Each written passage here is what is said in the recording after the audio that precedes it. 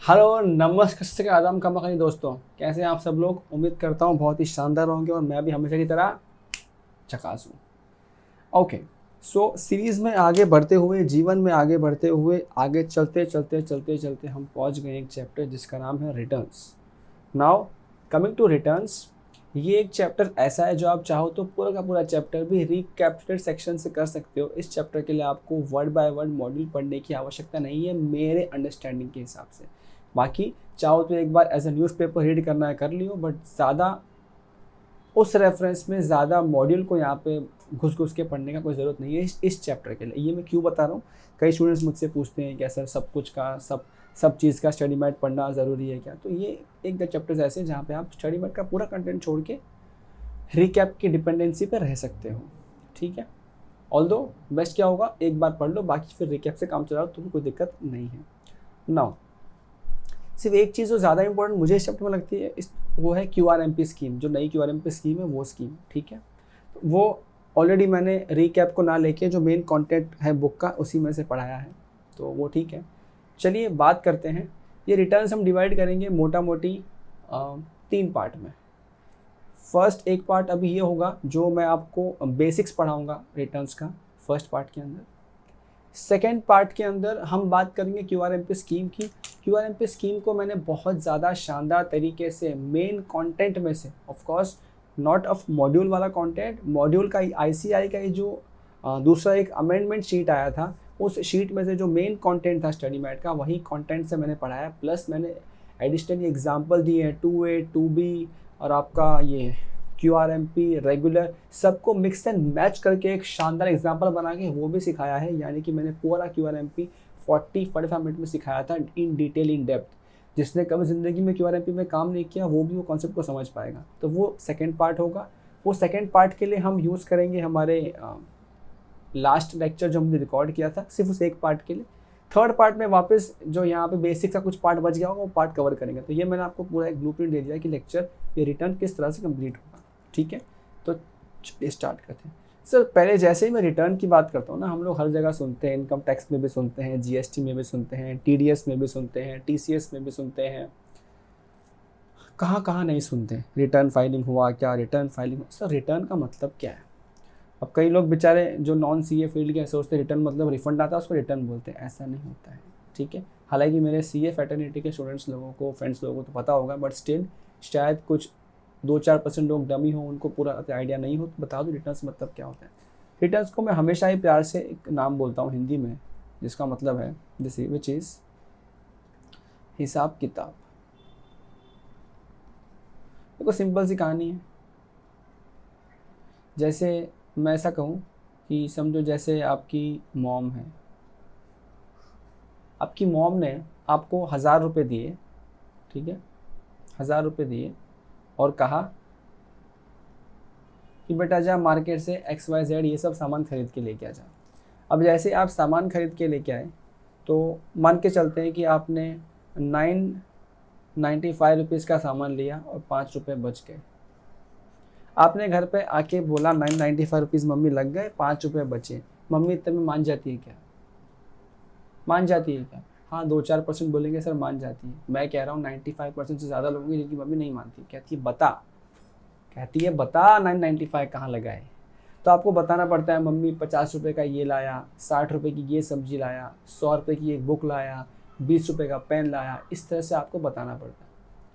अब किसी किसी के मम्मी या डैडी होते हैं जो सब हिसाब किताब मेंटेन करते हैं, तो वहाँ पे वो क्या कहते हैं, बेटा सब लिखवा, हमको या तो खुद लिख के दे, तो लिखवा या तो लिख के दे, लिखवा या तो लिख के दे। इन बोथ द सर्कमस्टेंसेस क्या ना, ऐसे आप क्या कर रहे हो, आपने जो पैसा लिया है, जो खर्चा किया है उसका हिसाब हिसाब दे रहे हो, ठीक है।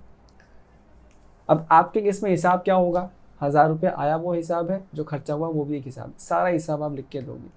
तो इसी हिसाब किताब जो आपने लिख के दिया अपनी मम्मी को, उसी तरह से जब आप इनकम कमाते हो, अब मैं बात कर रहा हूँ इनकम टैक्स की, जब आप इनकम कमाते हो तो वो इस इनकम का भी आपको हिसाब किताब सरकार को देना पड़ता है, जिसके बेसिस पर सरकार आपसे टैक्स कलेक्शन करती है। तो वहाँ पे बात आती है ITR की, इनकम टैक्स रिटर्न की बात आती है। आगे चलते हैं, अगर हम GST में रिटर्न्स की बात करते हैं तो GST में सरकार आपसे GST लेती है, तो वहाँ पे फिर से बात आ जाती है कि बॉस आपने कितना सेल किया, कितना परचेज किया, हिसाब किताब दो हमें, ताकि हम आपसे नेट पैसा वसूली कर सकें। अगेन क्या हो गया, रिटर्न्स। तो रिटर्न्स क्या है, रिटर्न्स आर नथिंग बट हिसाब किताब। एक कॉमन वर्ड में लेमैन में क्या हो सकता है, रिटर्न मतलब क्या है, हिसाब किताब। ठीक है इतना। ओके, अब हम चलते हैं हमारे रिकैप सेक्शन पे। Recap recap okay,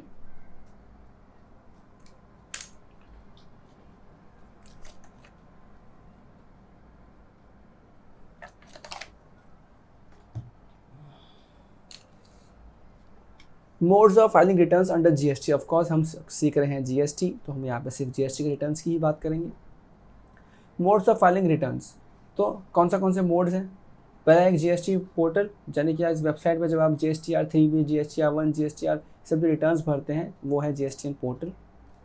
offline utilities provided by GSTN, कभी कभी आपको डायरेक्टली वेबसाइट पे नहीं भरना, तो आपको उसी वेबसाइट पे एक ऑप्शन मिलता है ऑफलाइन टूल का, उस टूल को फिलअप करके, मैन्युअली फिलअप करके आप उसको अपलोड कर सकते हो वेबसाइट पे, और वहाँ से बिल रिटर्न हो जाता है।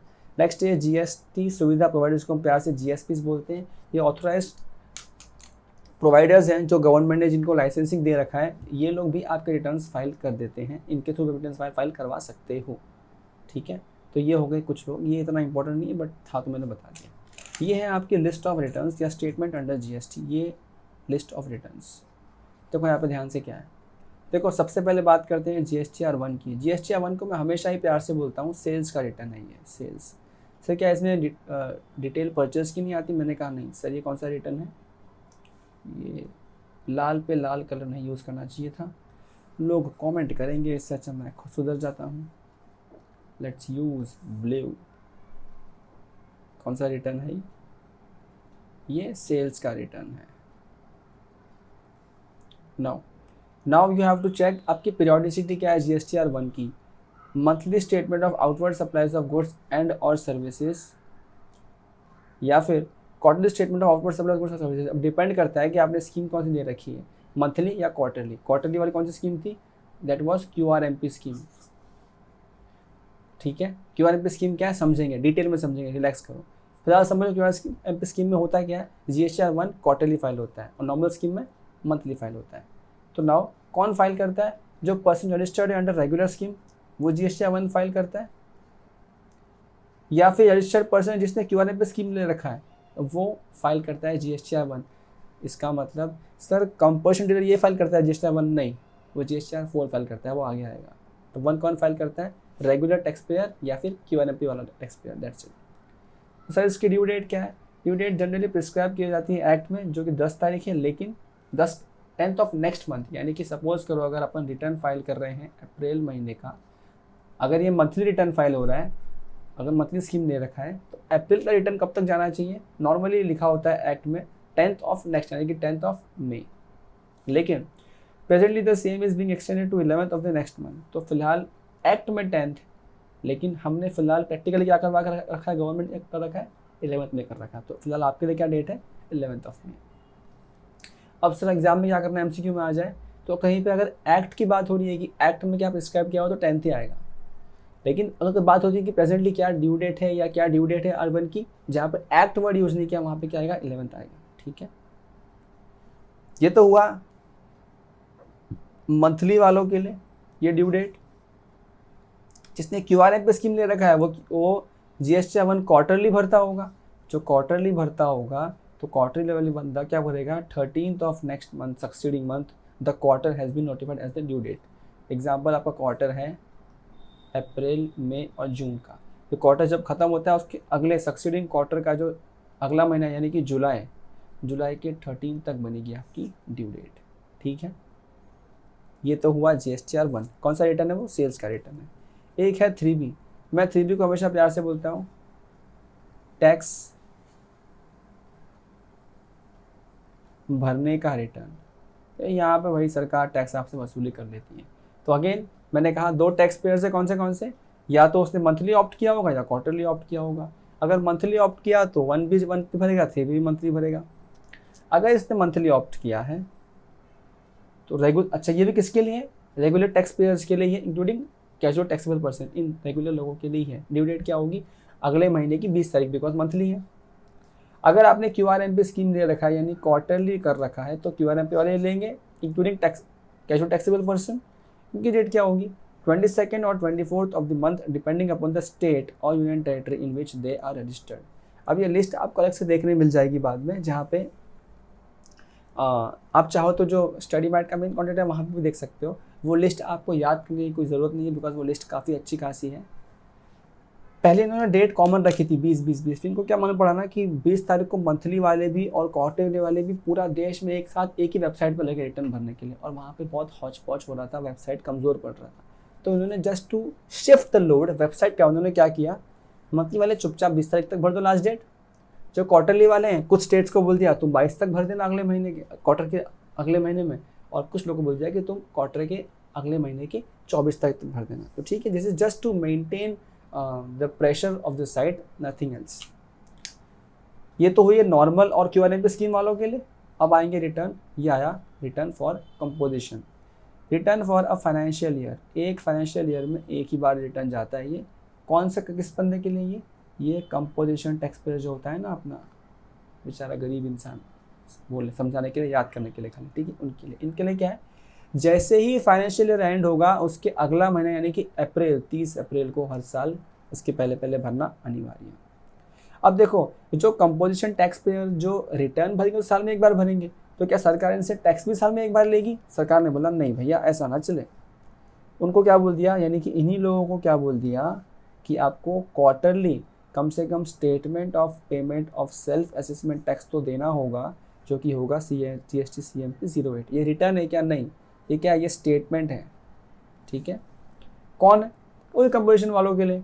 तो इनको कंपोजिशन वालों को इन शॉर्ट क्या बोल दिया कि क्वार्टर खत्म होगा उसके अगले महीने की 18 तारीख तक आपको टैक्स पेमेंट कर देना है वाया CMP 08। एक टैक्स पेमेंट का चालान है, 08 में और कुछ भी नहीं है, एक बस फिगर डालना है सेल्स का और टैक्स पेमेंट में ख़त्म कर देना है। तो ये CMP 08 आपको क्वार्टरली भर देना है 18 तारीख को क्वार्टर एंड होने के, और जब साल खत्म हो जाए तो आपको मार्च खत्म होगा तो 30 अप्रैल तक GSTR 4 भर देना है, ठीक है। ये हो गए हमारे सादे सादे मनुष्य, आम मनुष्य। अब बात करते हैं बाकी लोग की। एक है GSTR 5। सर ये कैसे फाइल होता है? मंथली फाइल होता है। किसके लिए? Registered non resident tax payer. कहना ऐसे NRTP की बात हो रही है, ये फिरंगी लोगों की बात हो रही है। फिरंगी क्या बोला इनको? इनको तो मंथली भरना है। इनको ऑप्शन दे रहे हैं क्या QRMP का? वो सबका नहीं, मंथली भरना पड़ेगा चुपचाप। कभी? अगले महीने की 20 तारीख ऑफ द नेक्स्ट मंथ और with in 7 days after the expiry of registration which ever is earlier. कभी कभी ये लोग सिर्फ कुछ समय कुछ मोहलत के लिए आते हैं हिंदुस्तान में, तो भाई साहब आप जिस दिन रजिस्ट्रेशन खत्म हो रहा है उसके 7 दिन के अंदर अंदर भर दो, 20 तारीख तक का वेट मत करना, और अगर बिजनेस चालू है तो 20 तारीख तक भर के खत्म करो।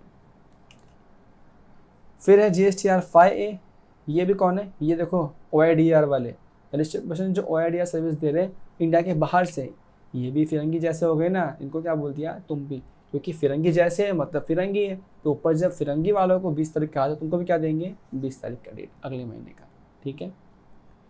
फिर है GSTR 6। ये हमने पता है ITC में बात किया था ISD की, ISD को अपना रिटर्न भरना पड़ता है।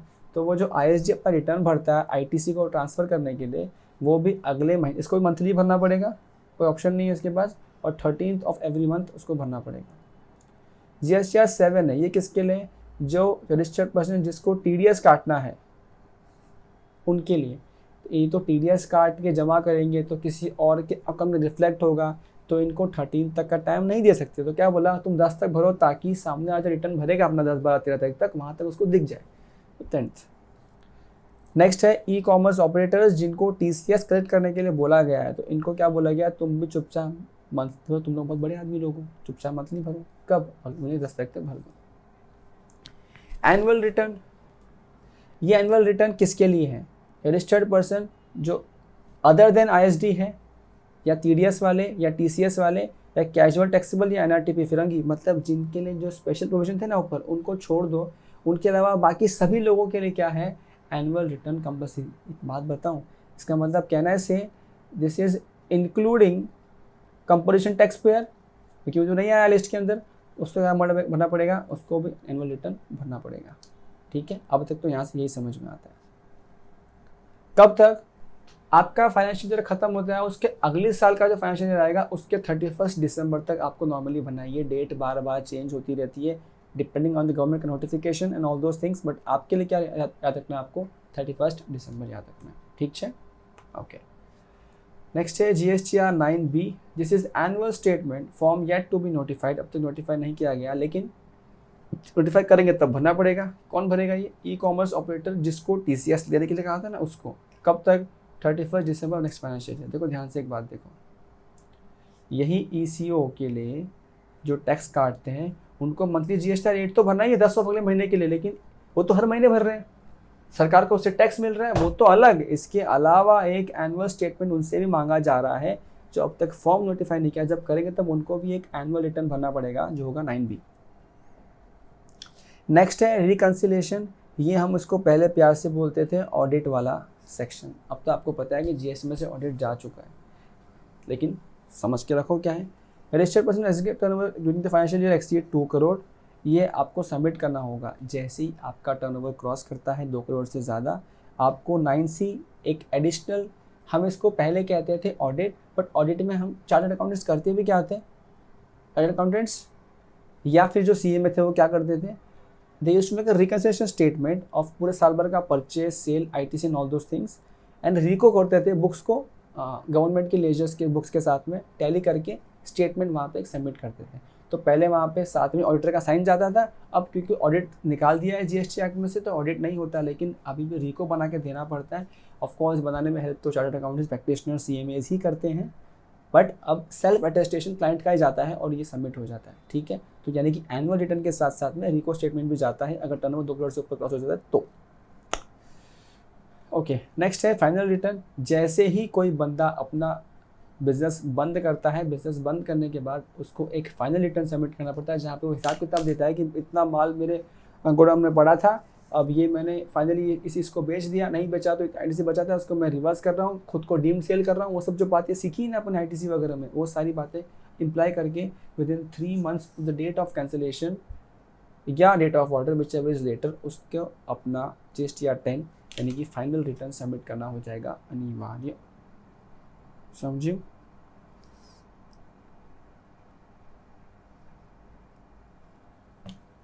नेक्स्ट क्या है? GSTR 11 details of inward supplies.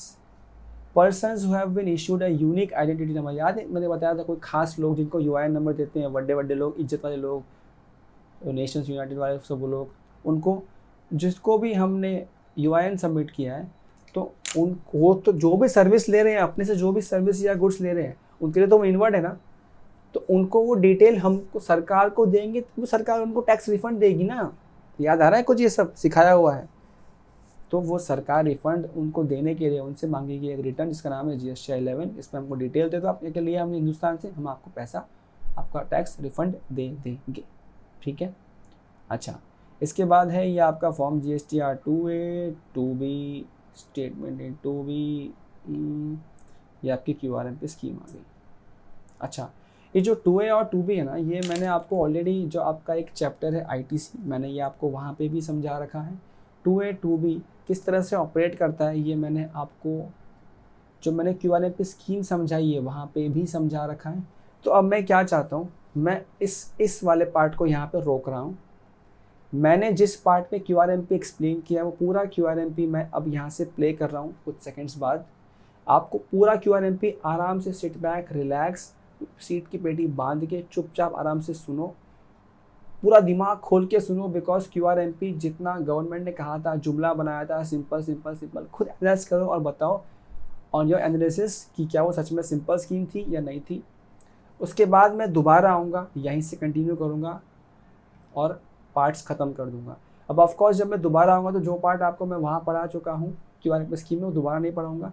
जो मैं QRM पे स्कीम वहाँ पढ़ा रहा हूँ, मैं पढ़ा रहा हूँ फुल फ्लेज नोट्स से, स्टडी ICI के नोट्स से वहाँ से पढ़ा रहा हूँ। आप उनसे पढ़ने के बाद इसी रिकैप सेक्शन में चीज़ों को मार्क कर सकते हो, जो वहाँ से यहाँ नहीं आया वहाँ लिख सकते हो, लेकिन सीखने के लिए वहीं से सीखो, बाद में आप यहाँ मार्क कर लेना। तो जो मैं सिखा चुका दोबारा यहाँ नहीं सिखाऊंगा। फिलहाल दैट्स इट, बहुत पका लिया मैंने। अब तुमको सीधा भेज रहा हूँ उस पार्ट पे, 40 मिनट का कुछ पार्ट होगा, वो देख लो, फिर दोबारा मिलते हैं, इसको डिस्कस करेंगे। उसके बाद कुछ अमेंडमेंट्स हैं आपके अटेम्प्ट को लेके, वो डिस्कस करेंगे और फिर चैप्टर को ख़त्म कर देंगे, ठीक है। तो चलिए मिलते हैं QRMP स्कीम समझने के बाद। नाउ क्या है ये QRMP स्कीम? हमने जैसे कि ऊपर देखा, हम लोग क्या करते हैं, हम लोग 3B जो रिटर्न भरते हैं वो रिटर्न क्या करते हैं, मंथली भरते हैं। अब देखो R1 का GST R1 को मैं प्यार से R1 बोलूँगा हमेशा। R1 भरने का ऑप्शन आपको है कि आप मंथली भरो या क्वार्टरली भरो। टर्नओवर की बेसिस पे डिवाइड कर दिया, मंथली क्वार्टरली भर सकते हो, है ना। लेकिन 3B यानी कि जिसमें हम लोग टैक्स पेमेंट करते हैं, नेट ऑफ करके टैक्स पेमेंट करते हैं, वो तो मंथली भरने को आ रहा है। तो पूरा देश हल्ला कर रहा था कि ये क्या सिस्टम है, हम लोग वैट के ज़माने में मंथली भर रहे थे, सर्विस टैक्स तो 6-6 महीने में एक बार भर रहे थे, और आप लोग हर महीने 3B भरवा रहे हो। एक महीना ख़त्म होता नहीं है, अगला महीना फिर आ जाता है। ऐसा लगता है कि पूरे महीने हम लोग बिजनेस तो कर नहीं रहे, सिर्फ रिटर्न भर रहे हैं। जब देखो हमारे CEO लोग फ़ोन करते रहते हैं, एक तारीख आती है बोलते हैं बिल दे बिल दे बिल दे, और फिर हम बिल देते हैं, जब तक फॉलोअप में बिल दे ख़त्म करते हैं, टैक्स पेमेंट ख़त्म करते हैं 20 तारीख तक, 5 दिन चैन की सांस लेते नहीं। एक संडे आता है, फिर मंडे फ़ोन आता है, बिल दो बिल दो बिल दो। तो ऐसा ना पूरा देश दुखी था। तो गवर्नमेंट ने बोला मित्रों हम आपकी सहायता करेंगे। सहायता में क्या बोला कि अच्छा आपको टैक्स जो 3B आपको मंथली भरना पड़ा, दर्द हो रहा है कि आपको दर्द हो रहा है कि नहीं हो रहा है? तो सब ने बोला हाँ दर्द हो रहा है। तो उन्होंने बोला ठीक है एक काम करो, अब से आप 3B क्या कर दो, 3B भी क्वार्टरली भर दो। बस ऑप्शन, मतलब ऑप्शन दे दिया, कंपल्सरी नहीं बोला। क्या बोला, चाहो तो मंथली भरो, चाहो तो क्वार्टरली भरो। जैसे ही ये चीज़ अनाउंस हुई, पूरे देश में खुशियों की लहर दौड़ पड़ी। और हमारे जो मीडिया वाले हैं वो तो वैसे भी मोदी भक्त हैं, जगह जगह सब जगह चालू हो गया, क्या सेवा मिली है, मज़ा आ गया, फाइनेंस मिनिस्ट्री ने क्या कदम उठाया है, ये बहुत ही काबिल कदम है, बहुत ज़रूरत थी इस कदम की। अब हमको 3B मंथली भरना है। हमारे भी सारे क्लाइंटों का फोन आना शुरू हुआ कि अब तो मैंने बिल नहीं मांगोगे ना हमसे, आप अब तो मंथली भरना ही नहीं ना 3B, तुम अब तो 3B कब भरना है, क्वार्टरली भरना है। सब खुश थे, सब खुश, एकदम खुश।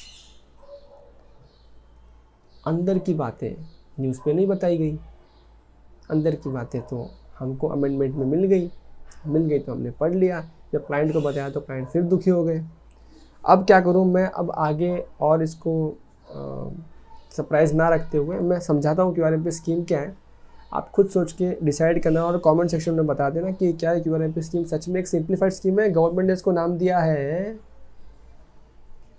Simplified scheme for small tax payer. ऐसा चीख के चिल्ला के बोला गवर्नमेंट ने। आप डिसाइड करना और बताना क्या ये सच में सिंप्लीफाइड स्कीम है। ओके, समझते हैं क्या है ये QRMP स्कीम। यहाँ पे आ जाते हैं, किस किस के लिए एलिजिबल है।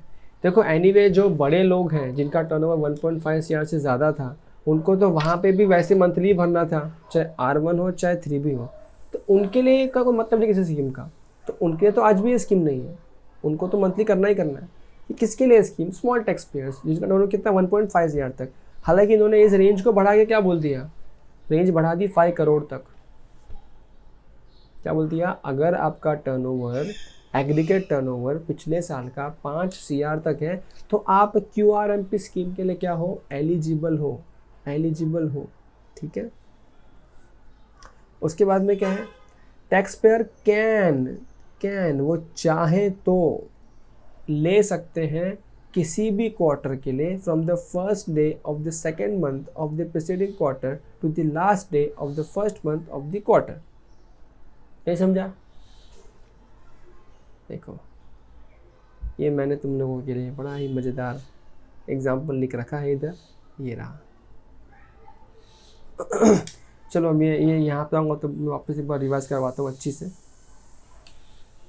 बस ये याद रहे, मेरी तरफ से ये बताना बाकी है कि कौन ले सकता है। बस ये ध्यान रहे कि ऑप्शन कैसे एक्सरसाइज करना है, इस पीरियड के दौरान ऑप्शन एक्सरसाइज करना है। क्राइटेरिया क्या है, tax payer must furnish the last return as due on the date of exercising option. मैं जब इस ऑप्शन को मांगना चाह रहा हूँ कि गवर्नमेंट प्लीज़ मुझे QRMP स्कीम दे दो, तो उसके पहले जो मेरे बाकी रिटर्न है वो भरे हुए होने चाहिए, वरना मैं स्कीम की भीख नहीं मांग सकता। दूसरा, tax payers are not required to exercise their option every quarter, such shall furnish return unless they revise this said option. एक बार हमने ये ऑप्शन का भीख मांग लिया ना, तो वो अब वही ऑप्शन चलेगा, हर क्वार्टर में ये ऑप्शन नहीं मांगना है, जब भी चाहिए तब एक बार मांगना है, फिर वो हमेशा चलेगा। कब तक? जब तक आप क्यूआरएमपी स्कीम से बाहर निकलने की इच्छा ना रखो या आपका टर्नओवर 5 CR से एक्सीड ना कर जाए। जैसे ही 5 CR से एक्सीड क्या होता है, अपने आप क्यूआरएमपी स्कीम से बाहर निकल जाओगे आप, वरना स्कीम में रहोगे। माइग्रेशन क्या है? Taxpayers who have filed their return GSTR 3B for October 2020 by 30 November shall be migrated on the common portal। ठीक है, ये वाला पॉइंट आपके पर्पस के लिए एप्लीकेबल नहीं है, इतना रिलेवेंट भी नहीं है, वहाँ तक ठीक है। नेक्स्ट क्या है? Invoice furnishing facility. Invoice details can be filed in GSTR 1 by using IFF और फर्स्ट एंड सेकेंड मंथ। ये वाली बात मैं आगे बताऊँगा अभी थोड़ी देर में, इसको होल्ड करें। ठीक है, तो याद रहे हम लोग लाइन बाय लाइन चल रहे हैं, ज़्यादा घाई नहीं करेंगे, प्यार मोहब्बत समझेंगे, क्योंकि भले ही स्कीम कैसी भी आपको लगे, लेकिन ये स्कीम इंपॉर्टेंट है एग्जाम पॉइंट से, बिकॉज ये पहली बार नवंबर 21 में टेस्ट होगी, नहीं होती है तो मई 22 में तो पक्का ही टेस्ट होगी, 2-4 मार्क के तो लेके जाएगी आपके, मतलब देगी आपको। ओके, तो याद रही एलिजिबिलिटी क्या है? अगर आपका टर्नओवर, एग्रीगेट टर्नओवर 5 करोड़ या उससे कम है पिछले फाइनेंशियल ईयर में, तो आप किसी भी क्वार्टर में जो डेट्स आपको दी जाएंगी उन डेट के अंदर अंदर आप ऑप्शन ले सकते हैं, और आपने बशर्ते अपने पुराने रिटर्न्स टाइम पे फाइल करके रखे हो तो आप रिटर्न्स को, ऑप्शन को ले सकते हैं। ऑप्शन लेने के बाद, इस स्कीम में आने के बाद रिटर्न्स कैसे फाइल करना है अभी पढ़ेंगे, अभी सीखेंगे, क्योंकि उन्होंने कहा है जैसे ऑप्शन लेंगे हम आपका रिटर्न सिंपल कर देंगे। अभी देखते हैं कितना सिंपल कर देंगे, जिंदगी जल्लाद बना देंगे तुम्हारी।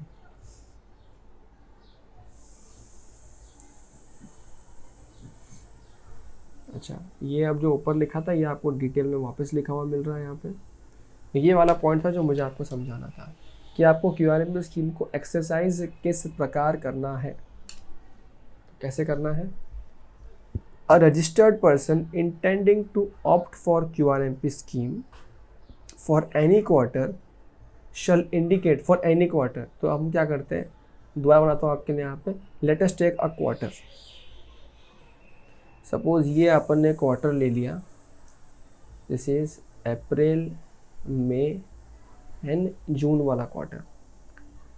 अगर मुझे इस अप्रैल में जून वाले क्वार्टर के लिए क्यूआरएमपी स्कीम मतलब यहाँ से मुझे स्कीम लेना स्टार्ट करना है, तो मुझे अपना प्रेफरेंस ये स्कीम के बारे में बताना पड़ेगा for furnishing the return on a quarterly basis from first day of the second month of the preceding quarter. पहले तो ये बात देखो, first day of the second month of the preceding quarter, मतलब इसके पहले वाला क्वार्टर, कलर चेंज कर देते हैं हम लोग, इसके पहले वाला क्वार्टर मतलब कहना इसे, this would be Jain, Feb and March. First day of the second month, second में मतलब ये फेब वाला, इसका फर्स्ट डे क्या होगा? First Feb. यहाँ से लेके देखो यहाँ पे लिखा है फ्रॉम, यहाँ से लेके till the last day of the first month of the quarter for which the option is B exercised. Last day of the first month of the quarter जिसमें एक्सरसाइज करना है, यानी कि ये वाला क्वार्टर, यानी कलर फिर चेंज कर देते हैं, last day of the first month, तो फर्स्ट मंथ का, sorry first month of the quarter का लास्ट डे, फर्स्ट मंथ कौन सा है? अप्रैल, इसका लास्ट डे क्या होगा? यहाँ पे आएगा, विच वुड बी 30 अप्रैल। यहाँ तक इन शॉर्ट ये जो पीरियड है, ये जो पीरियड है, इस पीरियड में आप कभी भी डिपार्टमेंट को ये बता सकते हो कि मुझे इस क्वार्टर से क्यूआरएमपी स्कीम चाहिए, बशर्ते आप एलिजिबल हो तो। ठीक है, तो इस पर भी 1-2 मार्क का कोई एमसीक्यू बन जाए, तो इसलिए मैंने आपको थोड़ा डेप्थ में बता दिया। बाकी हम ये चीज़ें देख चुके हैं।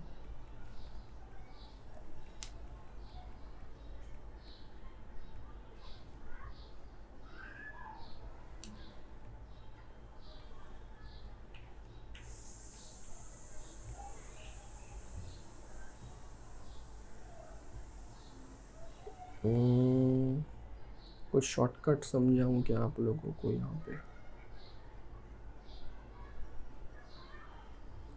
अच्छा, फिलहाल जितना मैं बता रहा हूँ उतना समझ लो। हम लास्ट में एक समअप करने के लिए एक चार्ट टाइप का कुछ बनाने का ट्राई करेंगे, जहाँ पे हम लोग ये सब चीज़ को समअप कर देंगे कि ये किस तरह से चीज़ें यूज़ हो रही हैं। फिलहाल सिर्फ समझ के रखो, रजिस्टर करते हुए अपने माइंड में कि मैं क्या इन्फॉर्मेशन दे रहा हूँ। उसके बाद सब कुछ समअप करके एक माइंड मैप में कवर अप कर लेंगे।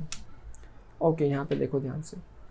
Form and manner of furnishing details of outward supply. अगर आप QRMP स्कीम ले लेते हो तो आपको 3B मंथली भरना है, आपको GSTR 1B मंथली भरना है, लेकिन साथ ही साथ में आपको ऑप्शन दे दिया है कि आप क्या करो, IFF, क्या है ये, इनवॉइस फर्निशिंग फैसिलिटी, ये आप हर महीने यूज़ कर सकते हो। मे बोल दिया बिकॉज इनको क्या कहना था कि ये स्कीम सिंपल है, तो क्या बोल दिया, मे बोल दिया। थोड़ी देर में बताऊंगा कि ये मे बोलने के लिए बोला है, ये मे नहीं है एक्चुअली में, रियल लाइफ में शैल है। ठीक है, थोड़ी देर में बताऊंगा जब मैं बताऊंगा माइंड मैप की समरी। फिलहाल समझ लो, उनको ऑप्शन दे दिया। ऑप्शन का मतलब क्या देते हैं, एग्जाम्पल समझो, मेरा क्वार्टर क्या था, अप्रैल मई जून से मुझे आ जाना है QRMP में, तो ऑफकोर्स ये पूरा ख़त्म होने के बाद ही तो मैं भरूंगा 3B और GSTR 1, दोनों इसके बाद भरूंगा। लेकिन यहाँ पे क्या होगा, इसी पीरियड के दौरान मैं अप्रैल महीना और मई महीना दोनों महीने के लिए जो मेरे सेल्स की इनवॉइसेस हैं वो मैं अपलोड कर सकता हूँ IFF नाम की फैसिलिटी से, इस महीने भी और इस महीने भी।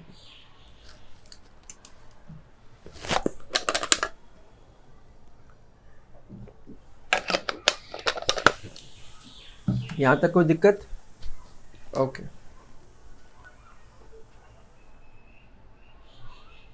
अच्छा, याद रहे मैंने बोला ये फर्स्ट सेकंड मंथ की IFF में भरेंगे। तो कोई बच्चा पूछ सकता है सर जून का IFF नहीं भरेंगे क्या? नहीं, फिर आपको GSTR 1 तो है ही ना भरने के लिए। अगर फर्स्ट सेकंड मंथ का है तो आप IFF में डाल दो, और IFF में अगर आप नहीं डालते हो तो छोड़ सकते हो। तो आप क्या करोगे, देखो अगर आप IFF में डाल देते हो तब तो सपोज करो आपके पूरे क्वार्टर के 100 बिल बने, अगर आपने 60 बिल IFF में डाल दिए तो सिर्फ बचे हुए 40 बिल ही R1 में डालने हैं। लेकिन अगर आपने IFF भरा ही नहीं तो आपको पूरे के पूरे 100 बिल R1 में एक साथ डाल देने हैं। ठीक है, simple and sorted.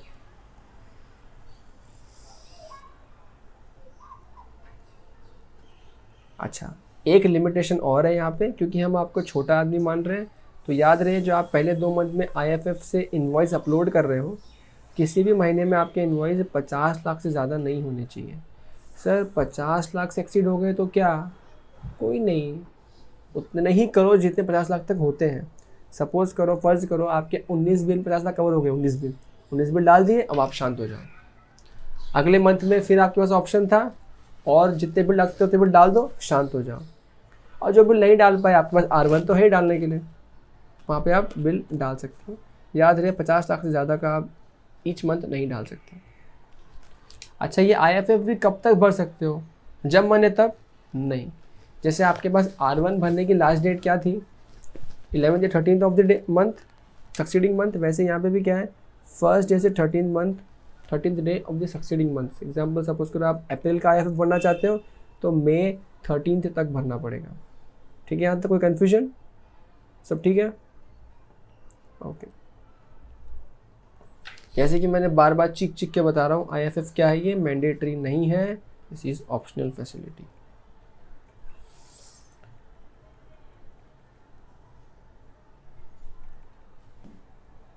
The details of invoices furnished using IFF in the first 2 months of the quarter are not required to be furnished again in GSTR 1। एक बार जो आप IFF में डाल चुके हो तो दोबारा, इन शॉर्ट आपसे आपकी जो गवर्नमेंट है, इन्वॉइसेस जो आउटवर्ड सेल के हैं वो एक ही बार मांगती है, या तो IFF में दे दो या R1 में दे दो, दोनों जगह मत दो, डुप्लीकेसी मत करो। ठीक है, मूविंग फर्दर। अच्छा, अगर मैंने IFF लिया ही नहीं है, does not opt to upload invoices using IFF, तो क्या करना पड़ेगा, सारे इन्वॉइस R1 में डालने पड़ेंगे एक साथ में, जैसे कि हमने एग्जाम्पल में डिस्कस किया, पूरे 100 बिल वो यहाँ पे लिखा हुआ है। अच्छा चलो ठीक, तो अपने को पता ही है ये सब चीज़ें सेम है जैसे पहले हुआ करती थी। कॉन्सो बिल के बारे में जो सब चीज़ थी सब कुछ सेम टू सेम वैसे कैसे, कोई चेंज इसमें नहीं होगा। डेबिट क्रेडिट नोट जैसे करते थे पहले इशू अभी भी वैसे ही करेंगे, इसमें भी कोई चेंजेस नहीं है। अच्छा, अब कुछ केसेस ऐसे हैं, cases where registered person shall not be allowed to furnish details of outward supply in GSTR 1 और IFF। आप R1 या IFF नहीं भर सकते, याद रहे, QRMP स्कीम में हो या नॉन QRMP स्कीम के हो, वो जो मंथली आते हैं उनकी भी बात कर रहा हूँ, वो भी R1 नहीं भर पाएंगे, या अगर आप R1 भर रहे हैं QRMP स्कीम में या आप भर रहे हैं IFF QRMP स्कीम में, दोनों ही केसेस में आप GSTR 1 नहीं भर पाएंगे। कब?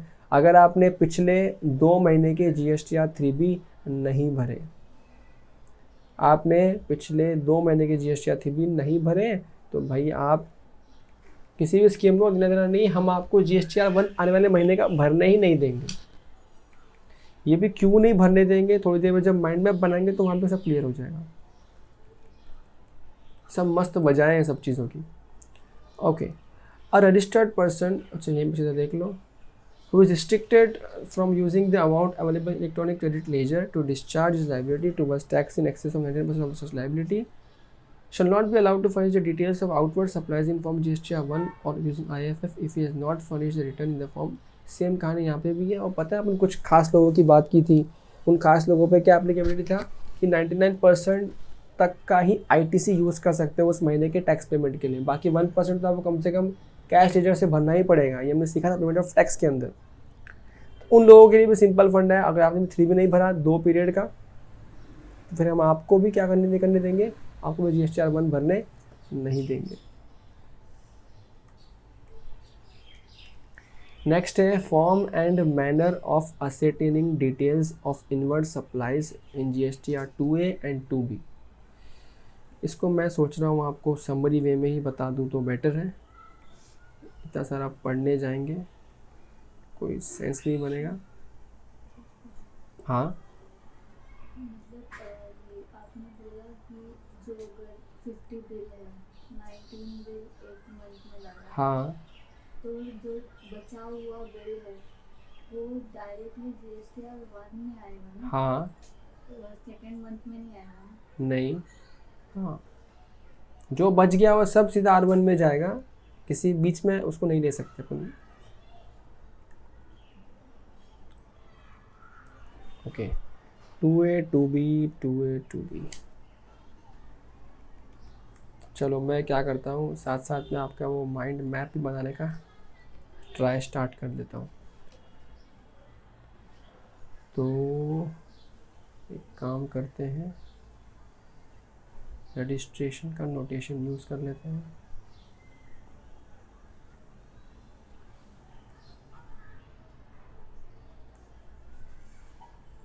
Have a look. देखो बेसिकली होता क्या है, कोई बंदा क्या करता है, अभी तक के सिस्टम में चलता क्या था, गवर्नमेंट को 2 ही चीज़ों से मतलब है।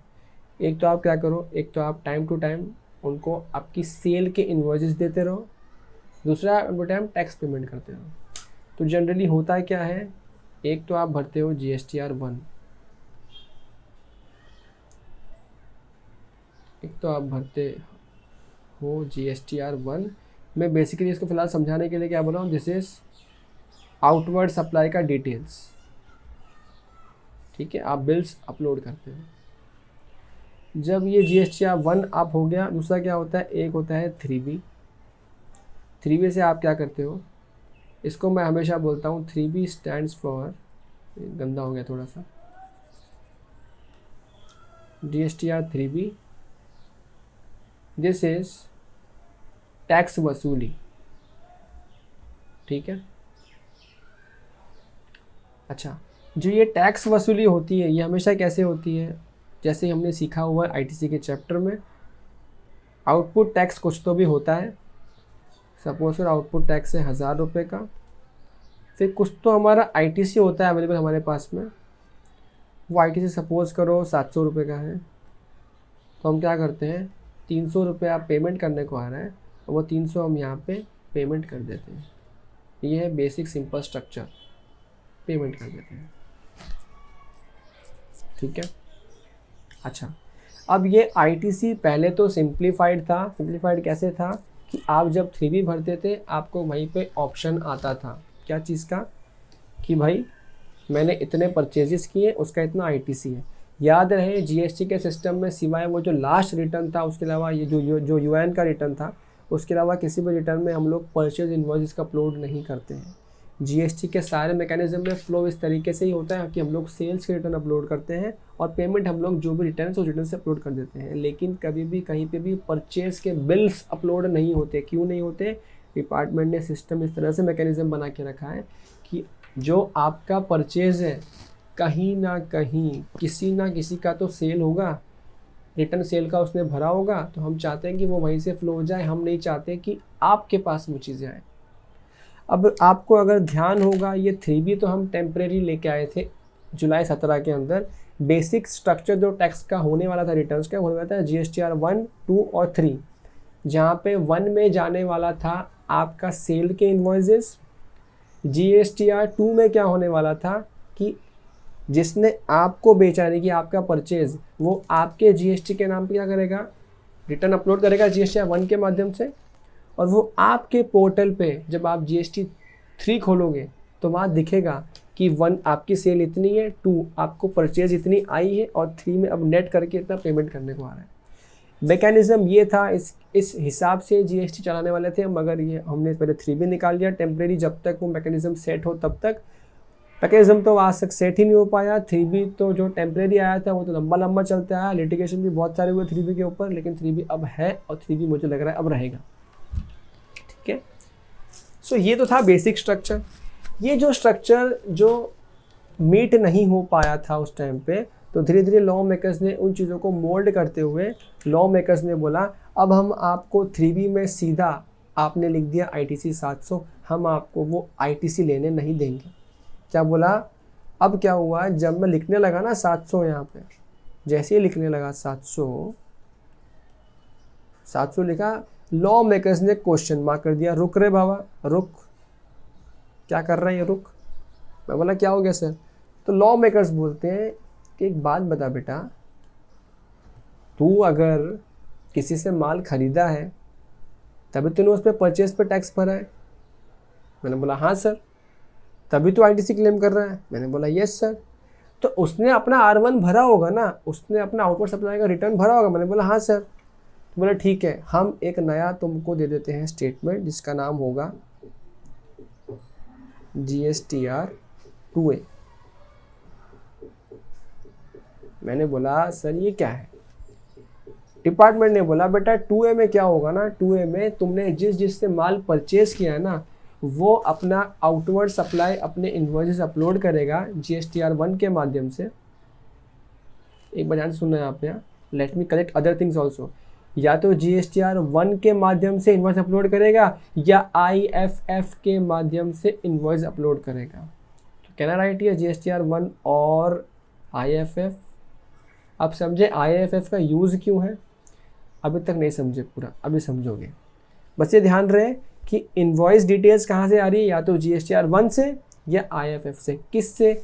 जिससे मैंने लिया है उसने तो बेचा ही है मुझे, तो वो रिटर्न भरेगा तो वो कहाँ पे आ जाएगा, मेरे 2A में आ जाएगा। अब जैसे ही वो मेरे 2A में आएगा, जैसे एग्जांपल देखो, अब 2A का सिस्टम क्या है? सिस्टम बहुत सिंपल है। IFF या GSTR 1 दोनों ही भरने का डेट्स क्या होती हैं? जो महीना चले गया उसके अगले महीने की 1 तारीख से लेके 11 तारीख तक या 13 तारीख तक आपको अपने इन्वॉइसेस अपलोड कर देना है। तो वो तो हर दिन अपलोड करते रहेंगे। मन हुआ आज 4 बिल डाल दिए, आज 6 बिल डाल दिए। सर ऐसा कर सकते हैं? कर सकते हैं, क्या दिक्कत है? ऐसा बिल डालते जाएंगे। मैंने रिटर्न अपलोड करने की बात नहीं किया, मैंने सिर्फ बिल डालने की बात किया। बिल डालते जाएंगे, जैसे जैसे वहाँ बिल डालते जाएंगे ना, हर डेट का यहाँ पे बिल आता जाएगा मेरे GSTR 2A में। हाँ मैंने इतना परचेज़ किया, हाँ मैंने इतना परचेज़ किया, हाँ मैंने इतना परचेज़ किया। ये सारी चीज़ें मेरे पे आती जाएंगी। सर ये क्या पूरे महीने चलता रहेगा? हाँ 2A पूरे महीने चलता रहेगा, बिकॉज अगर रिटर्न किसी ने लेट भी तो फाइल किया है। सपोज लास्ट डेट थी 13 तारीख, उसने रिटर्न किसी ने फाइल किया 20 तारीख को, 22 तारीख को, तो भी 2A में आएगा। बिकॉज 2A का सिंपल काम क्या है? 2A का सिंपल काम है आपने जिससे परचेज़ किया, जैसे उसने बिल अपलोड किया आपके 2A में दिख जाएगा। समझ में आया यहाँ तक? कोई दिक्कत नहीं। अब मैंने बोला अरे साहब मैं आपसे पूछ रहा था ये 700 मैं लिखूँ क्या, तो लॉ मेकर से बोले रुक तो क्या बताया अभी अभी, ये देख ये 2a के अंदर यहाँ पे 700 आ रहा है क्या, अगर यहाँ पे 2a में 700 आ रहा है तो 700 लिख दे, और नहीं आ रहा है तो रुक जा पीछे आ वापस से। अब मैंने उनको बोला 700 आ रहा है। अब लॉ मेकर ने एक बात और बोल दी कि भाई जो 700 आ रहा है ना, let me change colour once again. Law makers बोले जो ये 700 आ रहा है चेक कर, ये तो हर डेट पे आ रहा है, क्योंकि GSTR 2A अपडेट होता है रियल टाइम बेसिस पे। आज उसने बिल डाला, आज मुझे बिल दिख जाएगा। तो लॉ मेकर्स बोले कि भाई तू चेक कर, ये जो 700 या सपोज करो वहाँ पे 600 दिख रहा है या 500 दिख रहा है या 800 दिख रहा है, जो भी दिख रहा है, चेक कर क्या वो GSTR 1 या IFF के ड्यू डेट के पहले आया है या ड्यू डेट तक आया है। सपोज करो वो GSTR 1 भर रहा था जिसकी ड्यू डेट थी 13 तारीख, तो चेक कर 13 तारीख तक आ गया है क्या। अगर 13 तक आ गया है तब तो ये 700 ले ले, और 13 तक नहीं आया तो रुक जा। मैंने कहा नहीं आया तो, अरे बताता हूँ, तू पहले बता 13 तक कितना आया। तो मैंने बताया सर देखो टोटल तो 700 आया। बोले निखिल तो क्या बोल रहा हूँ मैं, टोटल छोड़ दे, कितना आया 13 तारीख तक वो बता। तो मैंने कहा सर 13 तारीख तक है ना मेरे को सिर्फ 610 आया था, और सर बाकी 90 ना मेरे को उसके बाद आया, 13 के बाद उसी महीने आ गया। अरे तेको क्या बोला मैंने, सिर्फ इतना चाहिए हमको कि 13 तक कितना आया। बोले 610। तो लॉ मेकर्स ने क्या बोला, बेटा चुपचाप 610 यहाँ पे लिख। मैंने कहा सर ये तो गलत हो रहा है। अरे गलत कुछ नहीं हो रहा है सर, 90 कहाँ जाएगा, लेट आया ना, जब तू अगले महीने का 3B भरेगा तब 90 को ले लेना। सिंपल समझ में आ गई बात। क्या समझ में आया 2A का रिलेवेंस क्या है जीवन में, 2A क्या है, 2A क्यों है। अच्छा अब यहाँ पे ना बहुत सारे पब्लिक कंफ्यूज हो रही थी। अब ये तो अपन ने सिंपली बता दिया कि 13 तारीख तक इतना आया, उसके बाद इतना आया, लेकिन जो बेचारे टैक्स पेयर्स हैं वो बहुत कंफ्यूज थे, बहुत दर्द में थे, उनको समझ नहीं आ रहा था कौन सा लेना है कौन सा नहीं लेना। तो लॉ मेकर्स ने तुम्हारी मुश्किलों को आसान करने का सोचा और एक और लेके आ गए, एक और बेटा बच्चा ले आए इसका, GSTR 2B। GSTR 2B, ठीक है 2B है ये 2B। 2B में क्या किया इन्होंने, एक दिक्कत खत्म कर दी। इन्होंने क्या बोल दिया कि जो 13 तारीख तक आना चाहिए था, यानी कि 610, सिर्फ 610 ही यहाँ पे दिखेगा। वो 90 ना सिर्फ 2A में रह जाएगा, मगर यहाँ पे तक पहुँच ही नहीं पाएगा। तो यहाँ कब पहुँचेगा, अगले महीने का जो 2B होगा ना वो 90 सीधा अपने आप वहाँ पहुँच जाएगा। इसका मतलब आप क्या कर सकते हो, आप चाहो अगर 2A समझिए तो 2A छोड़ दो, जितना 2B के अंदर आ गया है वो 2B वाला पार्ट सीधा यहाँ पे आएगा। अगर आप 2A से देखते हो तो आपको ढूंढना पड़ेगा कौन सी डेट को कितना आया कितना नहीं आया। 2A से नहीं देखते हो तो 2B में जो है उन्होंने खुद, इन शॉर्ट लॉ मेकर्स ने खुद आपको कैलकुलेट करके दिया है कि कितना उस सही डेट के पहले आ गया था इस महीने के रिटर्न में, जो आप काम ले सकते हो, ले लो काम में। तो हम 610 काम लेना शुरू कर दिया, और ये इसी हिसाब से मेरा टैक्स पेमेंट थोड़ा बढ़ जाएगा जो कि 390 हो जाएगा। समझ में आया क्या कहानी पूरा GST का सिस्टम का, है ना। ये हमने पूरा सम अप कर दिया। अब यहाँ देखो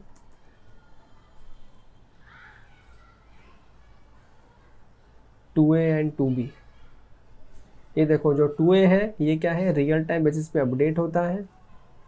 अब इस एक बार आप रीड करना, मैं बार बार रीड नहीं करूँगा सब कुछ वरना आप सो जाएंगे। जो 2B है ये क्या है, ये स्टैटिक है, वंस इन अ मंथ ही आता है। सिंपल सी कहानी है, वंस इन अ मंथ कब आएगा ये, जैसे ही ये ड्यू डेट खत्म होगा उसके बाद वाले दिन 14th को आ जाएगा, 15th को सेम वही रहेगा, 16th को वही रहेगा, चेंज नहीं होगा, एक ही दिन आएगा बस खाली। 2A क्या है, हर दिन आते जा रहा है आते जा रहा है आते जा रहा है, आपके साथ खेलते जा रहा है। 2B ऐसा नहीं, स्टैटिक।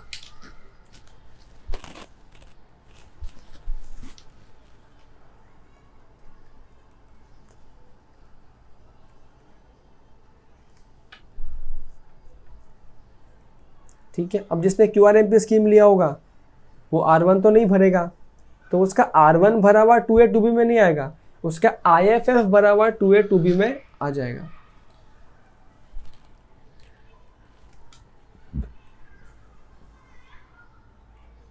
देखो कट ऑफ डेट भी दे दिया है। अगर ड्यू डेट GSTR1 का ड्यू डेट क्या है, सपोज करो 11 तारीख का ड्यू डेट है, तो 11 तारीख को रात को 23 बज के यानी कि रात को 12 बज के 1 मिनट पहले तक जो अपलोड हुआ होगा ना वही आपके 2B में जाएगा, बाकी सब 2A में जाएगा और 2B में नहीं जाएगा। अपने एग्जाम्पल में क्या था, ये जो 13 का ड्यू डेट था ना, यानी कि 13 के रात के 11:59 PM तक जो आ गया वही यहाँ पे आएगा। मतलब किसी ने अगर रिटर्न 12 बजे भी भर दिया 1 मिनट बाद भी, तो 2B में इस मंथ नहीं जाएगा, नेक्स्ट मंथ जाएगा।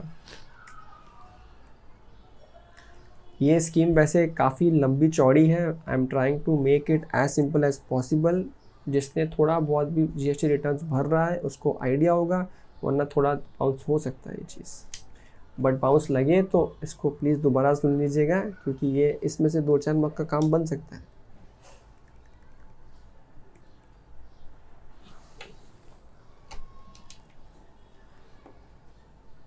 ओके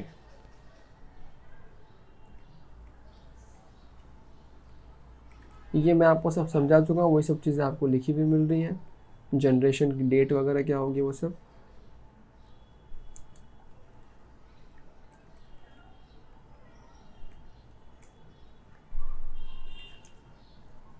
ये भी हमने जो पहले सीखा था कि ड्यू डेट 22 तारीख हो सकती है। QRMP वाले की ड्यू डेट स्कीम क्या होगी, या तो 22 होगी या तो 24 तारीख होगी, क्योंकि छोटे टैक्स पेयर्स हैं। अब 22 और 24 वो स्टेट वाइज लिखा हुआ है, ये देखो ये रहा वो स्टेट। अगर आप इन स्टेट्स में फॉलो करते हैं, स्टेट पढ़ लेना, होमवर्क है स्टेट का नाम पढ़ना। ड्यू डेट क्या है आपकी 22 तारीख। अगर आपको होमवर्क नंबर 2, अगर आप इन स्टेट में फॉलो करते हैं, डेट क्या है 24 तारीख 3B की डेट। अच्छा अब देखो यहाँ पे एक और चीज़, मज़ेदार चीज़, जब 3B आप भर रहे थे मंथली, तो क्या आप टैक्स भी भर रहे थे मंथली? अब जब आप IFF ऑप्ट कर लोगे तो आप 3B और R1 तो क्वार्टरली भरोगे। सरकार को टैक्स कैसे मिल रहा था, 3B से मिल रहा था। अब आपने तो मजे ले लिए डिपार्टमेंट ने आपके मजे ले लिए। डिपार्टमेंट ने क्या बोला, बेटा 3B तो 3 महीने के बाद भर दे, लेकिन हर महीने कुछ तो टैक्स दे। क्या बोला लॉ मेकर्स ने, हर मंथ कुछ तो दे, और कुछ तो दे वो कैसे मांगेंगे। 3B तो टीवी में आके जोर जोर से बोल दिया आप तो 3B क्वार्टर में एक बार भरना है, तो टैक्स कैसे मांगेंगे। तो बोला एक काम कर बेटा, CMP 06 नाम का एक फॉर्म भर के टैक्स पेमेंट कर दे हमको हर महीने, तो बस उसके बाद 3B भरना तेरे हिसाब से। ओ सॉरी CMP नहीं है, दिस इज PMT 06 में आप भर दीजिए। अच्छा ये कब तक भरोगे आप, ड्यू डेट दे दिया इसका 25 तारीख दे दिया। ये 25 तारीख तक आपको, जैसे ही आपका मंथ खत्म होता है अगले महीने की 25 तारीख तक चुपचाप 06 भर दो, ठीक है।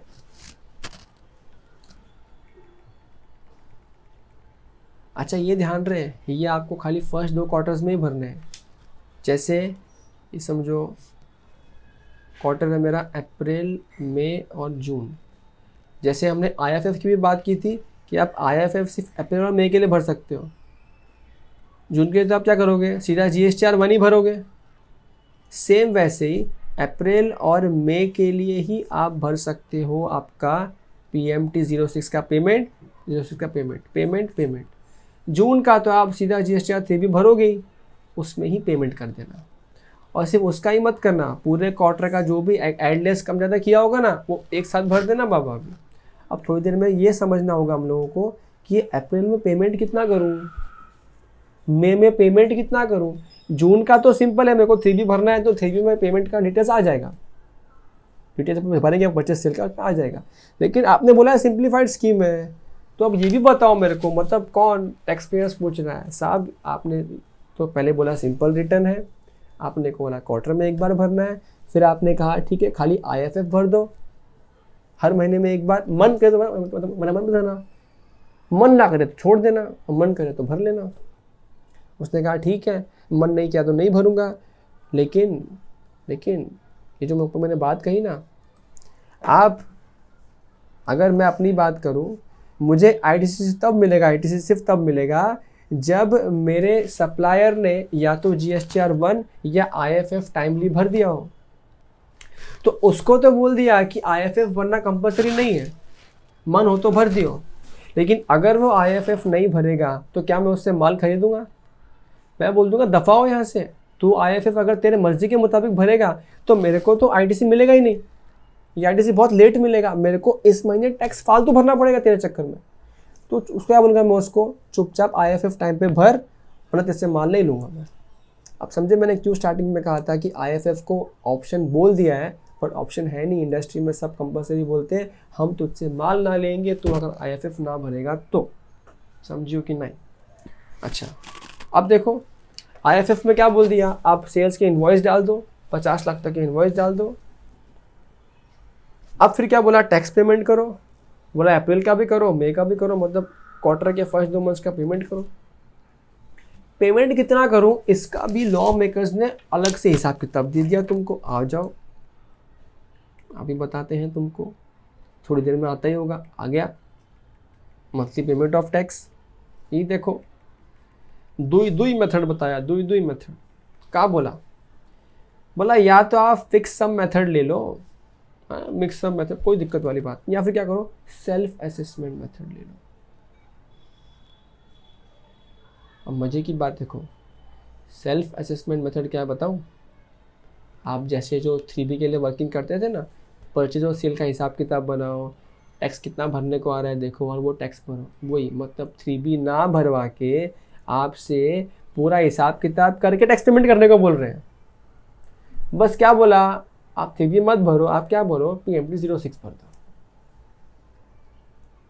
मैं बताऊं, आई फील QRM स्कीम लेना इज़ नॉट वर्थ इट मेरे हिसाब से। अगर आपके पास बेटर ओपिनियन है तो प्लीज़ नीचे बताइए कमेंट सेक्शन में, या इंस्टाग्राम में आप DM कर दीजिए, वहाँ देख लेंगे। शायद हमें भी शायद बेटर ज्ञान मिल जाए। बट हमारे हिसाब से आज की डेट में ये बेवकूफ़ी है, ये पागलपन है और उल्लू बनाया जा रहा है देश के MSMEs को और छोटे छोटे टैक्स पेयर्स को। देखो अभी मज़ा कितना आएगा। एक बात तो समझ लो, आपको बोला हर महीने टैक्स, हर महीने हिसाब किताब का आपको टेंशन नहीं देना, आप क्वार्टरली करो। ये बात तो समझ गया। अगर उसने ये वाला ऑप्शन ले लिया तब तो हर महीने हिसाब किताब करना ही है पूरा बैठ के। सर हमने हिसाब किताब गलत किया तो क्या होगा? तो जब आप 3B भरोगे ना 3 महीने बाद में, तो जो भी आपने कम टैक्स भरा होगा ना गलती से भी सेल्फ असेसमेंट टैक्स में अगर आपने जो भी कम टैक्स भर दिया होगा, भरना था उससे कम टैक्स भर दिया ना, तो विथ इंटरेस्ट आपको 3B भरना पड़ेगा। बोले ये ले, मतलब ऐसा भी नहीं कि आप रफ हिसाब कर लोगे, रफ हिसाब कर लिया कम भर दिया तो इंटरेस्ट भरना पड़ेगा साथ में 3B के अंदर। तो ये है सेल्फ असेसमेंट जो एकदम रेगुलर की तरह ही है, बस 3B की जगह क्या बोल दिया PMT 06 भर दो। आ जाओ अगले, ये और वाहियात है, फिक्स सम मेथड। और वाहियात, एकदम वाहियात जल्लाद मेथड। समझने के लिए हार्ड नहीं है रे, वो टैक्स पे बेचारा होता है, दुखी हो जाता है। वो बोलता है मैं साला बिजनेस करूं कि तुम्हारा GST लॉ पढ़ते समझते बैठो। देखो क्या है, हमने हमारे एक भी क्लाइंट को सजेस्ट नहीं किया है QRM स्कीम। उन्होंने कहा कि सर ले दो ना हमारे सिंपल स्कीम है। मैंने कहा हमको सिंपल काम नहीं पसंद, हम तो नहीं करते। ठीक है, अच्छा यहाँ पे देखो फिक्स्ड सम मेथड, इसमें क्या बोला, 35% of the tax paid in cash the return of the preceding quarter where the tax was furnished quarterly, और tax liability paid in cash in the return for the last month of the immediately preceding quarter where the return was furnished monthly। क्या बोला यहाँ पे देखो, आओ इधर आओ, QRM scheme बोलो जवानों, आओ यहाँ देखो। आपका ये वाला क्वार्टर है जिसमें आप QRM स्कीम चला रहे हैं, वो है अप्रैल मई और जून वाला क्वार्टर। अब आपने तो QRM स्कीम ले ली है, तो आप चेक करो कि आपने पिछले क्वार्टर में रिटर्न्स कैसे भरे थे, यानी कि जैन, फेब और मार्च में यहाँ पे रिटर्न्स किस तरह भरे गए थे, जो 3B के रिटर्न्स कैसे भरे गए थे, क्या वो क्वार्टरली भरा था, क्या वो मंथली भरा था। अगर वो क्वार्टरली भरा था तो इस पूरे क्वार्टर में आपने कितना टैक्स भरा था, जितना भी टैक्स भरा था उसका 35% अप्रैल मंथ के अंदर टैक्स भर दो, 35%। और अगर आपने क्वार्टरली ना बल्कि अगर आपने मंथली भरा था तो फिर पूरा क्वार्टर मत देखो, ये देखो last month of previous quarter के अंदर कितना कैश लेजर से पेमेंट किया था, उसका परसेंट कुछ नहीं, क्वार्टरली का मंथली देख रहे हो ना, जितना भी किया था ना उसका पूरा का पूरा as it is same tax भर दो। तो सर कम हुआ, तुमने क्या ऑप्शन लिया, तुमने ऑप्शन लिया फिक्स्ड मेथड, मतलब तुमको यही देखना है कि पिछले क्वार्टर में क्या था, मंथली था या क्वार्टरली था। क्वार्टरली था, जितना टैक्स क्वार्टरली भरा है उसका 35% चुपचाप टैक्स भर देने का। सर मेरा कोई सेल नहीं हुआ पूरे अप्रैल में, देना देना नहीं है उनको, उससे चुपचाप टैक्स भर देने का। पिछले क्वार्टर में अगर मंथली रिटर्न था आपका 3B का, तो मंथली रिटर्न में आपने लास्ट मंथ में कितना टैक्स भरा था उतना ही सेम टैक्स अप्रैल में भर देने का। ठीक है, भर देने का, चुपचाप भर देने का। ठीक है, ये आपको एग्जांपल दे रहा है।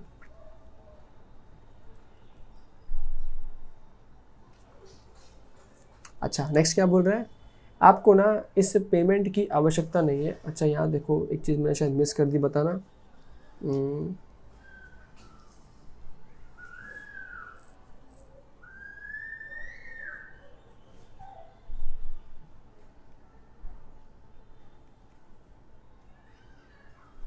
ठीक है, चलो एग्जांपल देख लो, बेटर समझ में आ जाएगा आप लोग को भी। ये देखो अगर लास्ट रिटर्न जो है वो क्वार्टरली फाइल हुआ है तो लास्ट रिटर्न ये वाला पीरियड है लास्ट रिटर्न का, लास्ट क्वार्टर। लास्ट क्वार्टर में क्या था, 100, 500 और 50 ये सब टैक्स भरा था।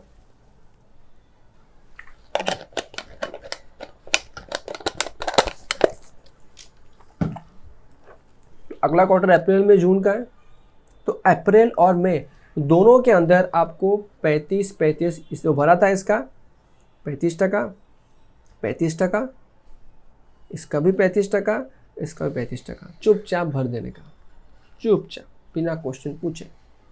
ठीक है, तो खाली मैंने एक चीज़ यहाँ पे आपको बताना मिस कर दिया कि अप्रैल में भी उतना ही है और सेम मई में भी उतना ही है।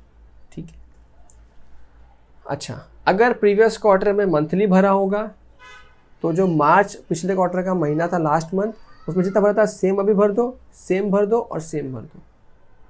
ठीक है,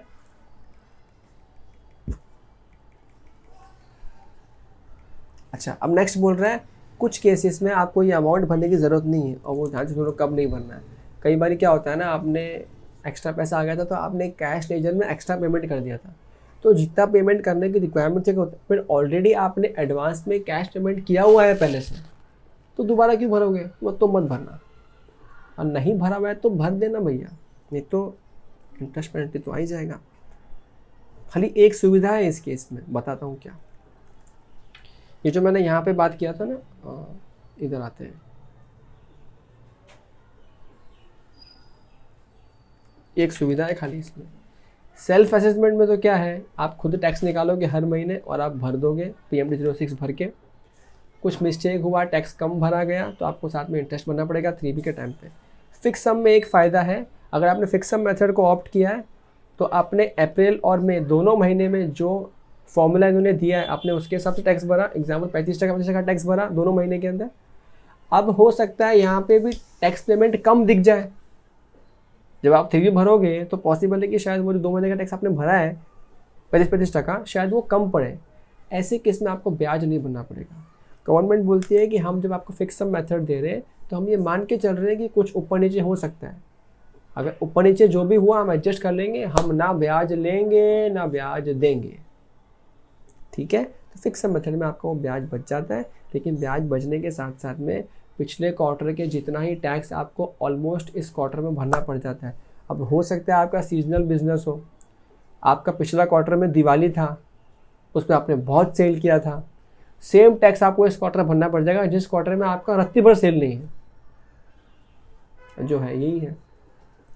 अब लॉ मेकर्स ने बोला है आप जो एक्स्ट्रा आ जाएगा वो आप बाद में रिफंड मांग सकते हो। अब रिफंड मांगने का प्रोसेस, फिर नया फॉर्म भरो, नया रिटर्न्स भरो और फिर वो रिटर्न लो। लेकिन कहने का मतलब ये एक बिजनेसमैन का सबसे बड़ा एसेट होता है उसका वर्किंग कैपिटल। अगर वही ब्लॉक हो जाता है तो बिज़नेस करने में दिक्कत होती है। ये बात है हमारे जो MSME क्लाइंट्स हैं वो बहुत बताते हैं, इसलिए हम उसका दर्द आप तक पहुंचा पा रहे हैं। अगर कभी कोई आप में से कोई एक फाइनेंस मिनिस्ट्री पहुंच जाए तो इस बात का ध्यान रखिएगा। ये मैंने आपको बता दिया कि इंटरेस्ट जो मैंने आपको बताया वही यहाँ पे बोल रहा है। अगर आप ऑटो वाला फिक्स सम मेथड वाला पेमेंट कर रहे हो तो आपको इंटरेस्ट नहीं लगेगा। सेल्फ असेसमेंट में तो इंटरेस्ट लगेगा, बजा बजा के लगेगा।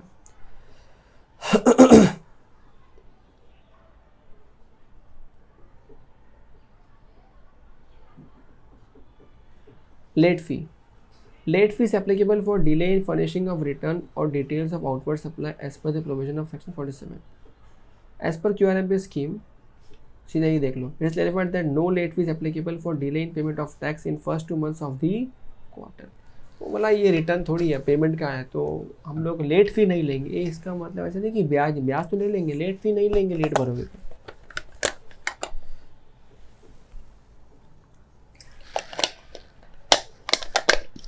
मोर और लेस हम लोगों ने QRMP स्कीम जो गवर्नमेंट ने बहुत ही सिंपल स्कीम निकाली थी वो समझा दी है मैंने। सोच के बताइएगा सच में सिंपल थी क्या? अगर थी और मुझे नहीं लगी तो प्लीज़ अपना व्यू नीचे प्लीज़ कमेंट सेक्शन में शेयर कीजिए, बिकॉज मैं जानना चाहूँगा। हाँ जी, वेलकम बैक। तो देख लिया आपने पूरा QRMP स्कीम और आई होप अब आपको अपने माइंड में एक आइडिया आ गया होगा QRMP जो स्कीम बनाया था, पूरा स्ट्रक्चर जो बनाया था वो कितना इजी था, कितना हार्ड था। यू योरसेल्फ जज it your own way. Now QRMP सीख लिया, अब क्या करते हैं, अब देखते हैं कुछ इंपॉर्टेंट टर्म्स। जैसे फॉर्म 2A अब तुमको समझ गया है। फॉर्म 2A क्या है? Form 2A is nothing but एक system generated read only statement है। जो आपने जितनी परचेजेस की है, जितनी सामने वाले ने GST 1 भर के डाला होगा वो आपके परचेज में दिख रहा होगा तो 2A में दिखेगा। 2A में पूरे महीने अपडेट होता रहता है, जैसे जैसे बिल आपके आते जाएंगे, GST 1 सामने वाले भरते जाएंगे आपके सप्लायर्स, वैसे वैसे 2A में आते जाएगा। लेकिन 2B अपडेट होता है महीने में एक ही बार, यानी कि वो 2B बात करता है कि इस मंथ का कितना एलिजिबल ITC है वही आपको मिलेगा, यानी कि जिसने ड्यू डेट तक भरा ITC आपको मिलेगा इस महीने, 5 ITC मिलेगा अगले महीने। तो 2B एक ही बार स्टेटमेंट आएगा, ये हम उस सेक्शन में ऑलरेडी देख चुके हैं। Statement in the form GSTR 2B। अब देखो सिंपल सी कहानी है। For the first and second month of a quarter, a day after the due date of the furnishing of the detail of outward supply for the said month, देखो छोड़ो इसको, simple समझो। 2B generate कब होता है sir? जिस time पे भी GSTR 1 का ड्यू डेट हो।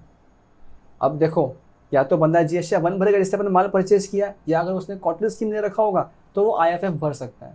तो IFF हो या फिर GSTR 1 हो, जो दोनों सामने वाले आपके सप्लायर ने भरे हैं, वो उनके रिटर्न्स की ड्यू डेट क्या थी, वो उस ड्यू डेट के अगले दिन अपने आप 2B जनरेट होकर आपके पोर्टल पे आपको 2B दिख जाएगा। इतनी सारी बात हो रही है, बाकी सब बहुत सारा कुछ लिखा है, अब देख लो।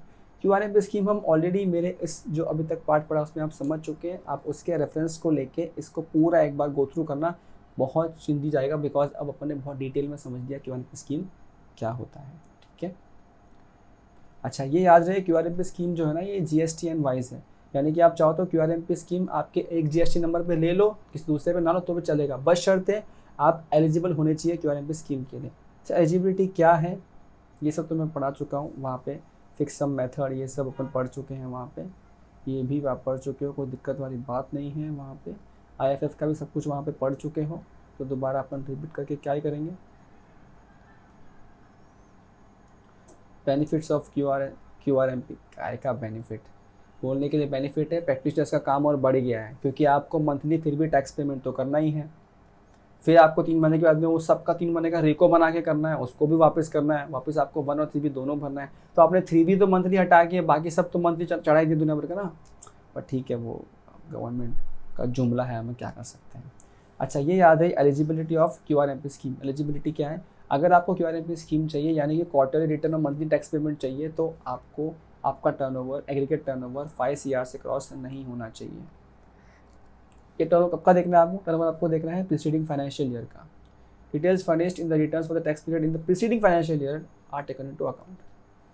कौन कौन एलिजिबल नहीं है स्कीम के लिए? अगर आपका एग्रीगेट टर्नओवर एक्सीड कर दिया 5 crore during any quarter in the current financial year, आपका किसी भी क्वार्टर में 5 करोड़ क्रॉस कर गया तो भाई ठीक है, 2 क्वार्टर हुए 5 करोड़ क्रॉस कर गया, अपने आप वो स्कीम से बाहर निकल जाओगे और अगले क्वार्टर के लिए आप ये स्कीम में एलिजिबल नहीं रहोगे। या फिर आपको बताइए कि आप खुद से भी स्कीम से बाहर निकल सकते हो, जैसे ही क्रॉस हुआ आप स्कीम से बाहर निकल जाओगे। ये सब बात बाकी अपन सब बातें वहाँ पे देख चुके हैं, तो मैं इसको रिपीट करके आपका समय बर्बाद करूँगा नहीं। ये सब भी अपन देख चुके हैं, इंटरेस्ट सब वहाँ पे देख चुके हैं आई गेस।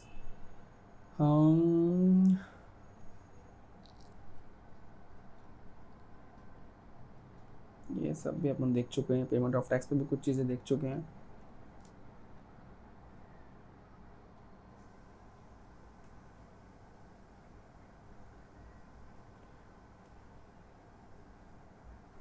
अच्छा ये देखो, जो आप अभी आप कोई पे स्कीम लोगे तो आप रिटर्न्स भरोगे क्वार्टरली, ठीक है।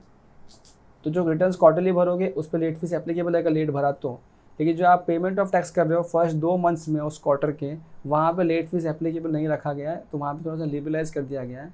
बट जब आप लिबरलाइज यहाँ तो कर दिया, लेकिन जब आप फाइनली टैक्स पेमेंट करोगे और जब वहाँ पे अगर आपने सेल्फ असेसमेंट टैक्स लिया और टैक्स कम भर दिया तो फिर आप वहाँ पे तो इंटरेस्ट आ ही जाएगा दुनिया भर का, ठीक है। चाहे तो एनुअल रिटर्न ये हम ऑलरेडी समझा चुका हूँ क्या है, नेक्स्ट फाइनेंशियल ईयर के 31 दिसंबर तक आपको भरना पड़ता है। This return the tax payer need to furnish the details of expenditure and income for the entire financial year, already हम सीख चुके हैं इनिशियली। ये बात करते हैं, ये पार्ट नया है, ये आपको मैंने उस लेक्चर में नहीं बताया, ना ही अब तक स्टार्टिंग में बताया। रिविजन ऑफ रिटर्न्स, एक ज़माना था जहाँ पे हम बात करते हैं या तो सर्विस टैक्स की या वैट की, जहाँ पे रिटर्न्स रिवाइज होते थे। आप फॉर्म 231 भरते थे, जैसे एग्जांपल वैट में महाराष्ट्र के अंदर, आप उसको रिवीजन कर सकते थे, गलतियों को ठीक कर सकते थे। ऐसा कोई प्रोविजन यहाँ पे नहीं है, एज ऑफ नाउ कोई प्रोविजन नहीं है। There is no mechanism of filing revised returns for any corrections of errors और ओमिशंस। जिस क्वार्टर का भर दिया है उस क्वार्टर में आप चेंज नहीं कर सकते, डेटा लॉक हो जाएगा।